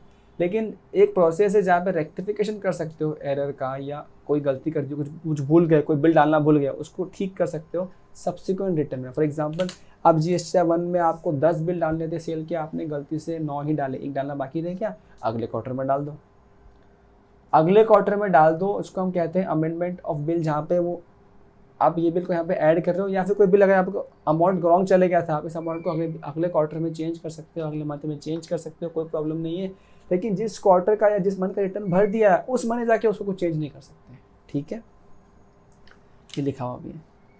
However, no rectification is allowed after the due date for furnishing the return for the month of September following at the end of the financial year or furnishing the relevant arrangement return whichever is earlier। अरे भाई साहब, पिछले साल का कब तक करो, कब तक छेड़छाड़ी करते रहोगे? क्योंकि अपने डिस्कस पहले भी किया ITC वाले चैप्टर के अंदर कि अगले साल का जो सितंबर आएगा वहाँ तक, या आपने एनुअल रिटर्न फाइल किया वहाँ तक, whichever is earlier, उस डेट तक आप पिछले साल का जुगाड़ पानी, एडजस्ट पानी, गलतियाँ सुधार सकते हो। एक बार सितंबर निकल गया तो पिछले साल का जो भी कांड कर रखे हैं भूल जाओ, ठीक है। अब सितंबर निकल जाए या आपने एनुअल रिटर्न पहले फाइल कर दिया तो वो डेट निकल जाएगी, तो उस डेट के बाद में आप कुछ नहीं कर सकते। नाउ पेनल प्रोविजंस क्या है रिटर्न्स को लेके? रिटर्न्स टाइम पे ना भरोगे तो भैया पेनल्टी क्या लगेगा, देखो ध्यान से। Any registered person who fails to furnish statements returns under section 39 and final returns by the due date, किसने ये सब गलतियाँ कर दी तो जनाब 100 रुपया पर डे, 100 रुपया पर डे देना पड़ेगा। अभी इस लेट फीस के ऊपर ना अमेंडमेंट में कुछ अलग चीज़ें हैं, सीखेंगे एक बार देखते लो क्या था पहले, ठीक है। Okay, 100 per day subject to maximum of 5000 under CGST act. CGST का मैक्सिमम 5000 और SGST का मैक्सिमम 5000, इस तरह से सिस्टम चलता था पेनल्टी का। Next, any registered person who fails to furnish the annual return, यानी कि GST या 9 है या ये सब नहीं भरा है टाइम पे उसने, तो उसकी क्या थी पेनल्टी? उसकी भी पेनल्टी 100 रुपये पर डे थी, subject to maximum of 0.25% of this turnover in the state or union territory under the CGST Act। CGST का 0.25% तक मैक्सिमम 100 पर डे के हिसाब से लास्ट में लास्ट, और सेम SGST का, ठीक है। So this was with respect to your returns. अब इसी पेनल्टीज़ के ऊपर कुछ अमेंडमेंट्स हैं, उस पर डिस्कस करते हैं तुरंत अभी 1 सेकंड के अंदर। ओके, आ जाते हैं आपके अमेंडमेंट शीट पे। तो ये देखो, ये है आपके मई 22 का स्टैट अपडेट वाला अमेंडमेंट वाला शीट। अगर आप यहाँ पे चेक करते हैं तो आपको 2 अमेंडमेंट मिलेंगे मोटा मोटी। पहला अमेंडमेंट बात करता है लेट फीस को रेस्टनाइज करने की। ये लेट फीस का ना पहले बहुत दिक्कतें थी, भाई 100 रुपये किसी की कुछ भी लेट फीस लग रही है, कुछ भी हो रहा है, तो गवर्नमेंट ने बोला यार थोड़ा गड़बड़ चल रहा है, चीज़ें समझ में नहीं आ रही और लोग कंफ्यूज भी। उन्होंने क्या किया, इन्होंने एक सिस्टम निकाल दिया जहाँ पे मैक्सिमम लेट फीस को लेके एक रेस्टराइजेशन बना दिया कि इस तरह से होगा। देखो मैक्सिमम लेट फीस जो आती है payable under section 47 for delayed filing of GSTR 1, 3B, 4 and 7, इन चारों रिटर्न्स का जो मैक्सिमम लेट फीस होती है उसको रैशनलाइज कर दिया है कि इतनी ही मैक्सिमम लेट फीस हो सकती है। अब देखो यहाँ पे ध्यान से क्या है, जो सेक्शन 47 है वो बात करता है specified amount of late fee for delay in filing in any of the following by the respective due dates, चाहे वो स्टेटमेंट ऑफ आउटवर्ड सप्लाई हो, जैसे एग्जांपल हम कहीं पे R1 कहते हैं, हम कहीं पे दूसरे जो रिटर्न्स हैं उनके आउटवर्ड के वो कहते हैं, जो भी आउटवर्ड के रिटर्न्स हो उनकी बात कर रहे हैं यहाँ पे। जैसे including returns under QRMP scheme returns certain, मतलब क्या ये 3B और वो सब चीज़ों की बात कर रहे हैं। फाइनल रिटर्न GSTR 10 वगैरह की बात कर रहे हैं, ये सब जो भी रिटर्न्स हैं इनकी बात हो रही है। An equal amount of late fees payable by such person under respective SGST और UTST, सिंपल सी कहानी है, जो SC में होगा वही same as it is S में बन जाएगा payment. From the tax period, अब ये देखो ये तुम्हारे लिए इंपॉर्टेंट है, from the tax period June 21 onwards और क्वार्टर एंडिंग June 21 ऑनवर्ड्स और फाइनेंशियल ईयर 2021 ऑनवर्ड्स। क्या निकाला है, जो लेट फीस है for delayed filing of forms यानी कि GSTR 1, 3B, 4 एंड 7, उसको रैशनलाइज कर दिया है कि इस तरह से ही मैक्सिमम लेट फीस चार्ज होगी। देखो कैसे रैशनलाइज किया है यहाँ पे, देखो ध्यान से, क्लास ऑफ रजिस्टर्ड पर्सन, क्या बोला, कौन सा रजिस्टर्ड पर्सन, कौन से क्लास की बात हो रही है और उनका क्वांटम क्या होगा लेट फीस का। तो पहले बात करते हैं कोई रजिस्टर्ड पर्सन जिसका नील आउटवर्ड सप्लाई से कोई सेल है ही नहीं पूरे महीने के अंदर या पूरे उस क्वार्टर के अंदर। जब टैक्स पेड मतलब क्या, टैक्स पेड मतलब क्या, सिंपल सी कहानी है, टैक्स पेड मतलब वो मंथली भी तो हो सकता है और वो क्वार्टरली भी हो सकता है, व्हाट्सएवर द केस में। उस total amount of tax payable in the GSTR 3B में भी नील आने वाला है उसका। तो इन शॉर्ट बताऊँ क्या बात हो रही है, मेनली ये बात हो रही है कि उसका जब उसका आउटवर्ड 0 होगा तभी तो 3B में नील आएगा ना, ठीक है, ऐसे केस में भी। तो ऐसे केस में जो क्या बोला, जिसका रिटर्न ही नील का जाने वाला है, कोई टैक्स पेमेंट सरकार को उससे मिलने ही नहीं वाला है, तो क्या बोला, मैक्सिमम 500 का लेट फीस होगा, जिसमें 250 रुपया C होगा और 250 रुपया S या फिर U जो भी होगा वो होगा स्टेट या यूनियन टेरेटरी के हिसाब से। या फिर एक ऐसा रजिस्टर्ड पर्सन जो ऊपर ये 1 सीखा अपन ने, जो उस 1 में नहीं आता है other than those called in 1, तो वहाँ पे दो बातें होंगी, आपको दो भागों में बांट दिया है जनाब। या तो ऐसा होगा इसका एग्रीगेट टर्नओवर लेस देन या इक्वल टू 1.5 करोड़ होगा पिछले फाइनेंशियल ईयर में।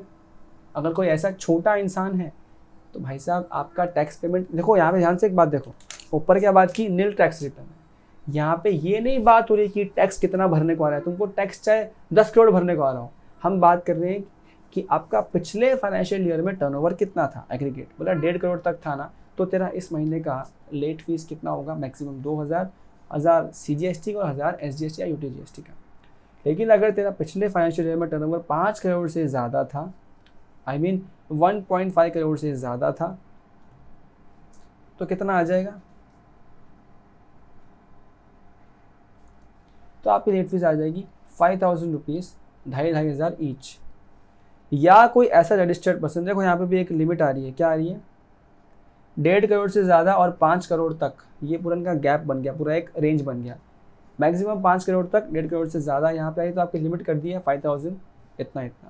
लेकिन अगर कोई रजिस्टर्ड पर्सन ऐसा है जो ये 1 और 2 में फॉल नहीं करता और उसको अगर लेट फीस लगानी, मतलब कहने से मोर देन 5 CR या एनी अदर केसेस, वो बोला जो सेक्शन 47 में लिखा गया था ना, जो पहले लिखा गया था वैसे ही पेनल्टी चार्ज करेंगे। ये तो ये वाली बात। नेक्स्ट बात करते हैं GSTR 4 की, याद है, फॉर कंपोजिशन डीलर। तो इनके लिए भी लाया गया है कि फाइनेंशियल 21-22 ऑनवर्ड से इनकी लेट फीस कुछ इस तरह की होगी। अगर इनका रिटर्न नील है तो अगेन सेम 500, 250 ईच, और अगर अदर देन 1 यानी कि नील नहीं है, कुछ भी टैक्स पेमेंट है, तो 2000 मैक्सिमम, 1000 ईच। फिर इन्होंने सेम ऐसे ही स्कीम लाया June 21 ऑनवर्ड्स के लिए फॉर GSTR 7, ठीक है। GSTR 7 किसके लिए था, याद करो, थोड़े पहले सिखाया था, कमेंट डाउन याद आया तो। इनका लेट फीस क्या है, 25 for every day during which such failure continuous, या फिर 100 विच एवर इज लोअर, ये होगा उनका क्वांटम ऑफ लेट फीस। तो ये बस लेट फीस को डिफाइन किया गया है, ये कोई क्वेश्चन में नहीं आ सकता, ये चीज़ें एमसीक्यू में आ सकती है, तो बस आपको ये चीज़ें याद रहे, ऐसा ऐसा लेट फीस इनकी बनती है, आपका काम बन जाएगा, दिक्कत वाली बात नहीं है। इस चैप्टर में मेन तो काम का था वो क्यूआरएफ स्कीम था, जो हमने बहुत इन डेप्थ कवरेज किया है। कमेंट बिलो अगर आपको स्कीम में कोई मज़ा आया कि नहीं आया, मज़ा नहीं आया तो डाउट पूछो, मज़ा आया तो लिखो मज़ा आ गया, मज़ा आ गया। ये पढ़ के जो मज़ा आता है ना, मज़ा कहीं और नहीं आता, ठीक है। ओके, नेक्स्ट है, ये ऑलरेडी पढ़ा चुका हूँ आपको वही चीज़ें। Mandatory requirement of getting annual accounts audited and reconciliation statement submitted by specified professionals done away with section 35(5) omitted and section 44 substituted. Simple सी कहानी, जो पता है अपन ने कुछ देर पहले बात की थी कि अब ऑडिट जा चुका है, अब ऑडिट मैंडेटरी नहीं रहा है, वो सब जा चुका है, तो रिको तो अभी भी सबमिट होता है।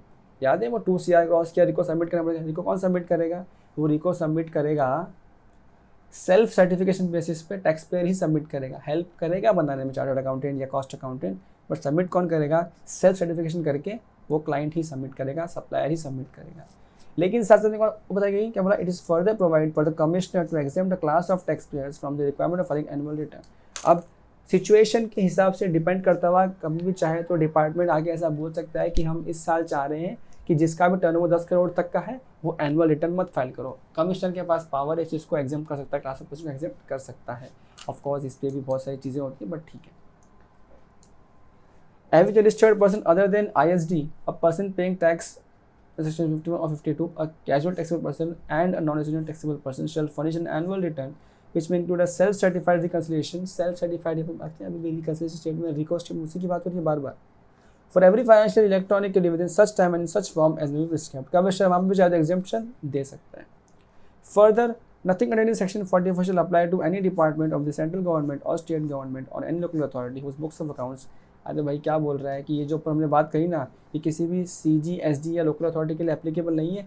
कब? अगर उनका ऑडिट कौन करता है? उनका ऑडिट CNAG करता है। अरे भाई सिंपल सी कहानी है, अगर उनका ऑडिट CNAG करता है तो देश की प्राइम अथॉरिटी उनका ऑडिट कर रही है, तो उस केस में ये रिको को क्या करने का, मतलब नहीं तो ज़रूरत नहीं है रिको का, ठीक है।